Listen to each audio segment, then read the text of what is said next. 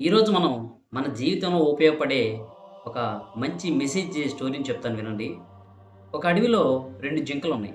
ఆ 2 జింకలు నది వద్దకు నీళ్లు తాగుదామని చెప్పేసి 2 వెళ్తాయన్నమాట.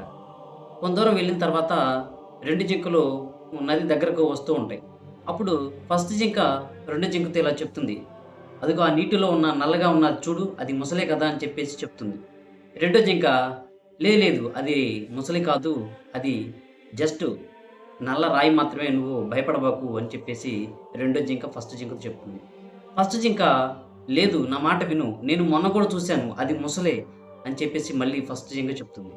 రెండో జింక ఎందుకు ప్రతిదీ భయపడతావు? అలా భయపడకు. నీకు అనుమానం ఎక్కువ అని చెప్పేసి మళ్ళీ చెప్తుంది. మళ్ళీ ఫస్ట్ జింక నా మాట విను. అది మొసలి అని చెప్పేసి మళ్ళీ చెప్తుంది.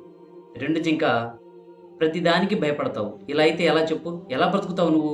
పిచ్చిదానివా ఏంటి? నీకు వెర్రా ఏంటి? అని చెప్పేసి మళ్ళీ కొంచెం ఎటకారంగా మాట్లాడుతుంది. అప్పుడు ఫస్ట్ జింకకి బాగా కోపం వస్తుంది. నా మాట వినవా? నన్ను నమ్మవా?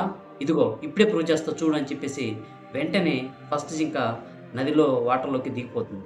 ఎప్పుడైతే ఫస్ట్ జింక లోపలికి వచ్చేస్తుందో వెంటనే మొసలి ఫస్ట్ జింకను పట్టేస్తుంది, తినేస్తుంది. అంతా అయిపోయింది. ఏముంది? ఇక్కడ ఫస్ట్ జింక తాను నిరూపించడం వల్ల ఏమన్నా ఉపయోగం ఉందా? తనను తాను ఎరగా వేసుకుంది. సాధించిందేంటి? చివరికి ఎవరికి ఉపయోగం? రెండో జింక బతికిపోయింది. నమ్మందది. నువ్వు నమ్మావు గదా! నిన్ను నువ్వు నమ్ముకున్నావు గదా! నీ మాట మీద నువ్వు నిలబడాలి కదా! కాబట్టి ఇక్కడ ఎప్పుడైనా మనం చెప్పేదేంటంటే, మూర్ఖులతో నువ్వు వాదించొద్దు. నువ్వు తనను కాపాడతా అని చెప్పేసి చెప్పావు. తను వినలేదు.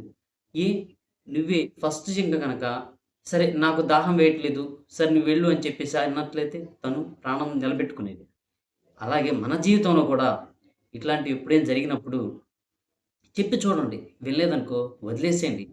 దానికి గాను మీరు మిమ్మల్ని నిరూపించుకోవాలని చెప్పేసి ఆవేశంతో ఏ నిర్ణయాలు తీసుకొని మీ జీవితాన్ని నాశనం చేసుకోవద్దు. Okay friends.